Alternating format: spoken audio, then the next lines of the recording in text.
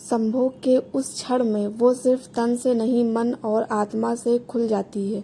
जब मेरी उम्र 35 की थी तब एक मोड़ आया, वो मोड़ जिसे समाज में अंतिम अवसर समझा जाता है।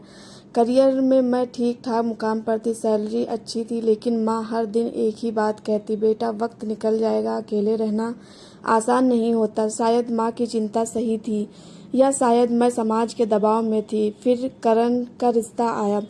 उसकी पहली तस्वीर देखी, साधारण चेहरा, हल्की मुस्कान और आंखों में एक अजीब सी ईमानदारी, लेकिन प्रोफाइल पढ़ते ही दिल थोड़ा डगमगाया। सैलरी सिर्फ 20,000। मेरे अंदर की प्रैक्टिकल लड़की ने कहा, क्या ये इंसान तुम्हारे स्टैंडर्ड से के लायक है?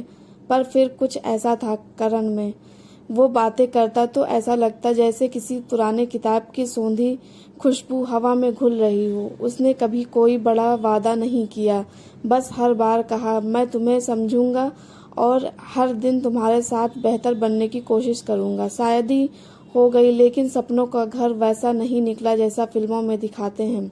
करण की कमाई में मन में एक डर सा बना रहता, क्या मैं किसी और विकल्प को छोड़कर गलती तो नहीं कर बैठी?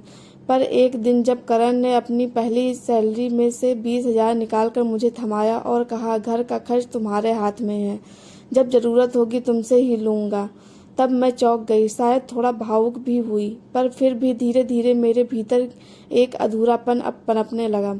हर बहस का केंद्र करण की नौकरी, कम कमाई, मेरे सपने। 6 महीने बाद मैंने वो कर डाला जो कई लोग सोचते हैं लेकिन करते कम है। मैं मायके लौट आई और साफ कह दिया, जब तक आमदनी नहीं बढ़ती मैं वापस नहीं आऊंगी। करण ने समझाया, रोका, चिट्ठी लिखी, पर मैं अड़ी रही।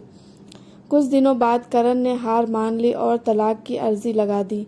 कोर्ट में जज ने जो कहा वो शायद उस समय मेरी समझ से परे था। पैसा जरूरी है, लेकिन रिश्ता उससे कहीं ज्यादा। विश्वास, सहनशीलता और प्यार से बनता है। तलाक हो गया।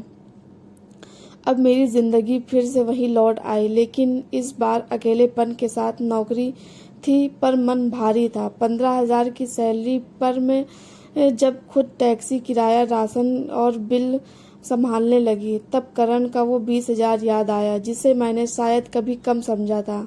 फिर एक दिन किसी से पता चला करण अब 86,000 महीना कमा रहा है। एक पल को दिल थम गया, एक सन्नाटा भीतर उतर आया। क्या मैंने सिर्फ पैसों की वजह से एक सच्चा रिश्ता खो दिया?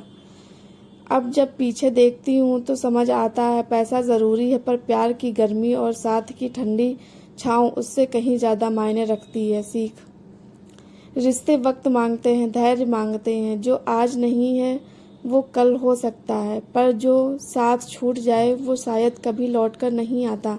क्या आप भी कभी किसी रिश्ते को सिर्फ सिचुएशन की वजह से खो बैठे हैं? कमेंट करें और इस कहानी को शेयर करें ताकि किसी और का साथ सिर्फ पैसों की वजह से ना छूटे। धन्यवाद।